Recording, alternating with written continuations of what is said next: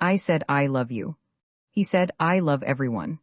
How my boyfriend's response to a wild rumor became the sweetest act of love. I still remember the day the rumor started. One minute I was just Kathlene, quirky, creative, maybe a little emotionally layered, and the next, someone decided I had multiple personalities. Not metaphorically. Not she's got a lot going on.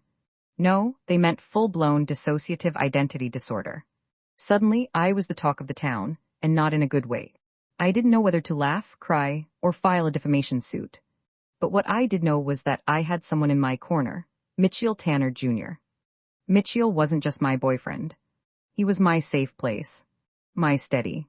My you're not too much person. So when I finally got the courage to say, I love you, I braced myself for the awkward silence, the nervous chuckle, the which one of you is saying that? Instead, he smiled and said, I love everyone. I blinked. Everyone. He nodded. Just in case you've got a whole committee in there, I want them all to feel loved. I laughed so hard I cried. And then I cried because it was the kindest thing anyone had ever said to me. Loving someone with did or just deep complexity. Whether or not I actually have did isn't the point. What mattered was that Mitchell didn't flinch at the idea that I might be more than one version of myself. He didn't try to fix me, label me, or make me pick a single personality to present. He just showed up. If you're in a relationship with someone who has did, or someone who's healing, layered, or just deeply human, here's what I've learned from being loved well. Learn, don't diagnose. Mitchell didn't become an armchair psychologist. He read, he asked, he listened. He didn't assume. He stayed curious. Talked to the whole person. Some days I feel like a warrior. Other days I feel like a child.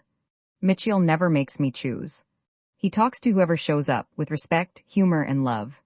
Stay steady. Transitions can be confusing. Memories can be patchy. But Mitchell's steadiness is like a lighthouse. He doesn't panic. He just keeps shining. Love without conditions. I love everyone wasn't just a joke. It was a promise. That no matter which part of me needed love, he'd be there. The real takeaway. People love to gossip. They love to label. But what I've learned is that the most powerful thing you can do in the face of misunderstanding is to love louder. Mitchell Tanner Jr. didn't just love me, he loved the possibility of me. The complexity. The chaos. The beauty.